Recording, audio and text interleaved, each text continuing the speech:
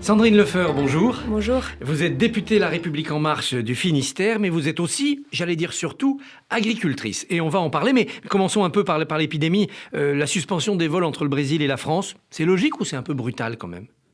Ça peut paraître brutal pour les personnes qui sont aujourd'hui au Brésil et qui souhaiteraient rentrer en France, mais je crois que c'est une mesure qui est aujourd'hui nécessaire au vu de la situation au Brésil. Israël lance aujourd'hui sa campagne touristique en disant tous les vaccinés, vous pouvez venir chez nous. Il serait peut-être urgent d'adopter le pass vaccinal en Europe, en France, pour qu'on puisse venir de partout, par exemple en Bretagne pour l'été. Ça peut être une idée, mais je crois que là, il faut vraiment qu'on avance beaucoup plus dans la vaccination entière de la population avant de proposer éventuellement cette idée. Et de ce côté-là, la vaccination, mauvaise nouvelle, le vaccin Johnson & Johnson est retardé. Sur le terrain, dans votre circonscription, la Bretagne n'a pas été la région la plus touchée. Les gens vous en parlent, ils vous disent quand est-ce que ça vient, on n'a pas de vaccin, on n'a pas de rendez-vous ? Oui, bien sûr, il y a beaucoup de personnes qui m'écrivent, qui me disent c'est compliqué d'obtenir des rendez-vous. Au fur et à mesure, ça se débloque quand même. Moi, je prends l'exemple de mes grands-parents qui attendaient effectivement un rendez-vous. Et puis, après en avoir informé leur médecin, ils ont réussi à obtenir un rendez-vous. Donc, les choses se débloquent progressivement quand même sur le terrain. Est-ce qu'à Morlaix, on parle beaucoup, c'est votre circonscription, du variant breton ? Est-ce qu'on s'en inquiète ou est-ce qu'il a disparu après un petit tour ? Alors évidemment, on en parle puisque nous sommes en zone, Lannion, Morlaix sont très proches, donc on est en zone où on doit porter le masque à l'extérieur partout. Or, c'était pas avant possible, enfin, c'était pas obligatoire. Donc oui, on en parle. Maintenant, ce n'est pas un variant qui a fait plus de cas que d'autres, donc il y a pas de grandes conséquences supplémentaires, en tout cas, à la situation actuelle. L'inquiétude maintenant, elle est sur les élections régionales qui sont donc confirmées pour le 20 et 27 juin. Est-ce que dans un endroit comme Morlaix, et puis les zones rurales autour, les monts d'Arrée, etc., on peut vacciner tous les assesseurs ? Le Premier ministre a bien dit que décaler d'une semaine les élections était nécessaire puisque sur une semaine, on pourrait vacciner 2 millions de personnes supplémentaires. Donc, ce qui n'est pas neutre. Alors, j'entends bien qu'après, il y a les 10 à 14 jours d'effectifs. Mais je crois que, oui, on a la possibilité sur le terrain, si on s'organise correctement, de pouvoir vacciner les assesseurs. Votre activité en ce moment, c'est essentiellement la loi climat, parce qu'elle concerne l'agriculture. Elle poursuit sa route à l'Assemblée. Vous vous battez en ce moment contre ce qu'on appelle les engrais ammonitrates. Mais on vous rétorque que si on taxe l'emploi de ces engrais, eh bien on va affaiblir l'agriculture française, dont les produits seront plus chers, et donc, face aux produits importés, ils seront défavorisés. Ce qui provoque un affaiblissement aujourd'hui de notre agriculture, c'est la qualité des sols. En fait, l'apport de pesticides, d'engrais azotés minéraux et d'autres intrants chimiques ont fait qu'appauvrir nos sols durant ces dernières années. On les a épuisés en croyant les renforcer avec les engrais. Bien sûr, ils sont épuisés. Moi, quand je regarde certaines parcelles agricoles, je suis très, très inquiète pour l'avenir, notamment face à la résilience par rapport au réchauffement climatique, au manque d'eau, etc. Les sols, aujourd'hui, ne sont plus capables de capter le manque d'eau. Quand on apporte uniquement de l'engrais azoté minéral sur les sols, ça ne structure pas le sol, il leur faut aussi du carbone. Mais comment faire alors ? Qu'est-ce qui peut être l'alternative ? L'alternative, alors il n'y a pas de solution miracle. Il n'y a pas de solution miracle. C'est plusieurs solutions mises bout à bout. On peut faire des meilleures rotations de culture, intégrer, et d'ailleurs le ministre de l'Agriculture, Julien Denormandie, prône cette intégration de protéines, d'autonomie protéique. Donc tout ça, ce sont des plantes, la luzerne, ce sont des plantes qui fixent l'azote dans le sol. Par exemple, moi, quand je sème mon avoine, je sème aussi du trèfle. Le trèfle fixe l'azote dans le sol, donc apporte à mes céréales de l'azote. Mais ça, c'est peut-être possible dans une exploitation comme la vôtre, 37 hectares, je crois. Mais dans les immenses exploitations céréalières de la Beauce, comment peut-on faire ça ? Mais effectivement, ce modèle-là est peut-être aussi à revoir. Moi, je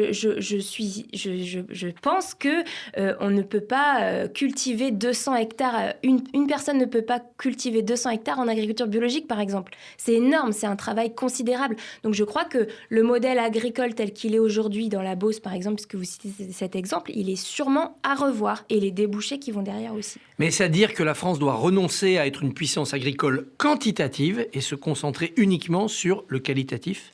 Je crois qu'au vu des surfaces disponibles et de la ferme, type Ferme France, donc qui est ferme polyculture élevage En France, je crois qu'effectivement, la France doit tabler sur le qualitatif pour continuer d'exporter aussi du qualitatif et pas sur le quantitatif. On ne rivalisera jamais avec l'Ukraine, par exemple. Alors, cette cassure, cette dispute presque philosophique, elle passe au cœur de la majorité. On a vu hier dans Libération la mise en scène, si j'ose dire, ou l'explication de votre différend avec Jean-Baptiste Moreau, lui aussi député En Marche, lui aussi agriculteur, mais qui n'est pas sur les mêmes thèses que vous. Est-ce que vous vous sentez majoritaire dans votre camp, ou est-ce que vous êtes à l'avant-garde, mais minoritaire ? À l'avant-garde, ça, c'est une certitude. De là à dire que je suis minoritaire, on verra bien pendant les débats, j'ai envie de dire. Mais en tout cas, il y a beaucoup de collègues qui aujourd'hui me disent, oui, en fait, ils sont en réflexion et la parole que je porte, elle est écoutée et ils sont en réflexion par rapport à la parole que je porte. Moi, mon rôle, c'est de convaincre les gens, les autres parlementaires, mes collègues, qu'effectivement, on doit réduire fortement les engrais azotés. C'est quand même 43% des émissions du secteur agricole. Mais est-ce qu'il ne faut pas laisser plus de temps aux agriculteurs pour s'adapter, comme on l'a vu dans le dossier du glyphosate ou des néonicotinoïdes? Ils veulent bien aller dans la bonne direction, mais pas à marche forcée. Alors, ça fait depuis 1991 qu'on a des politiques publiques qui demandent une baisse de l'utilisation des engrais azotés. Cette baisse n'est pas effective. Donc moi, je pense qu'il y a un moment, il faut aller de l'avant. Il faut savoir que 25% des engrais azotés mis sur les champs sont en excédent. Donc on peut d'ores et déjà réduire de 25% nos apports d'engrais azotés. C'est-à-dire que l'engrais est rejeté par les sols, il ne sert à rien, qu'on les a mis pour rien. Il est rejeté, il est lessivé dans nos eaux, c'est un coût pour le contribuable, et puis il va dans l'air sous forme de protoxyde d'azote qui est 300 fois plus gaz à effet de serre que le CO2. Est-ce que la politique agricole commune, qui est en redéfinition actuellement, en renégociation au niveau européen, prend en compte ces enjeux et va dans le bon sens ? La politique agricole commune, je crois que oui, elle va dans le bon sens avec l'intégration de l'éco-scheme, ce qu'on appelle l'éco-scheme dans le pilier 1, ce qui va dire que les aides sur le pilier 1 seront conditionnées pour partie à des mesures agro-environnementales. Le pilier 2 est également renforcé dans ces mesures agro-environnementales. On a une définition de l'actif agricole, ce qui a été demandé depuis très très longtemps. Donc ça va dans le bon sens. Maintenant, moi j'aimerais que ça aille plus vite. Les députés ont voté aussi la généralisation de ce qu'on appelle l'étiquette environnementale, c'est-à-dire sur les produits qu'on va acheter, il y aura demain une sorte d'éco-score, ça montrera l'impact des produits que l'on achète sur l'environnement. Est-ce que ça peut changer les choses ? Est-ce que les consommateurs vous semblent attentifs à ça ? Oui, déjà, cette proposition, elle émane de la Convention citoyenne pour le climat, donc on voit bien que les citoyens sont attentifs à ça. Et moi, je crois que c'est important quand on demande des efforts aujourd'hui dans cette loi à tous les acteurs économiques, et bien que les citoyens, que les consommateurs puissent être informés de cela et aussi qu'ils puissent prendre en main en fait leur consommation par rapport aux attentes environnementales. On voit qu'aujourd'hui, les jeunes se mobilisent pour le climat, les jeunes et les moins jeunes d'ailleurs. Il y a une forte attente pour le bien-être animal, etc., etc. Et bien dans ce cas-là, que ça se traduit dans les actes d'achat. Et c'est d'ailleurs ce que reprochent les agriculteurs aux consommateurs, que ça ne se traduise pas dans les actes d'achat. Parce que les consommateurs vont toujours au moins cher, c'est leur pouvoir d'achat qui passe avant. Il y a un problème d'éducation du consommateur ? Il y a sûrement un problème d'éducation aux consommateurs. On voit bien que les générations ne sont pas sensibles à l'environnement au fil du temps. Les jeunes sont beaucoup plus sensibles aujourd'hui à l'environnement. Donc il y a un problème d'éducation et dans la loi, justement, on renforce l'éducation à l'environnement dans les établissements scolaires. L'épisode de gel qu'on a connu la semaine dernière et qui fait des dégâts incroyables sur les arbres fruitiers, sur les vignes, c'est un accident, comme il en arrive une fois par siècle dans votre domaine, ou bien c'est le signe que vraiment le climat fait n'importe quoi et qu'il faut s'y habituer ? Ce gel-là, moi je pense qu'effectivement c'est un accident. Mais par contre, on voit très bien que la sécheresse aujourd'hui qu'on subit tous les étés, ce n'est plus un accident. Ça fait des années, ça fait 4-5 ans qu'on l'a subi. Donc on voit bien qu'il y a un changement climatique. Et on peut parler d'assurance récolte. Évidemment, on peut en parler. Mais ce n'est pas la solution. La solution, c'est la résilience de notre agriculture par rapport au réchauffement climatique. Moi, il y a des légumes que je ne fais plus aujourd'hui. Parce qu'il fait trop chaud en Bretagne. Bien sûr. Bien sûr. Qu'est-ce qui fait qu'une femme politique comme vous, agricultrice, ne s'est pas engagée à Europe Écologie Les Verts ? Moi, je crois à l'écologie plutôt positive et de bon sens. Moi, je ne fais pas une écologie de posture. Je ne souhaite pas de ça. Alors évidemment, parfois, je peux avoir des positions qui sont considérées comme posture. Chaque position que je prends, je m'y tiens et je les prends en connaissance de cause par rapport à mon expérience terrain également. Je ne vais pas prendre des positions sur tout et n'importe quoi. Mais je crois qu'aujourd'hui, on doit travailler avec les acteurs économiques et je ne suis pas sûre que ce soit ce que fait Europe Écologie. Vous les trouvez trop idéologiques et trop dans la punition des agriculteurs, la dénonciation? Ils ont effectivement des prises de position idéologiques qui, moi, ne me conviennent pas. Je trouve que quand on prend des positions, il faut que ce soit transformé en acte derrière. Est-ce qu'on ne peut pas faire le même reproche aux gros syndicats agricoles? Ils sont dans les mêmes positions depuis des années, ils ne bougent pas beaucoup.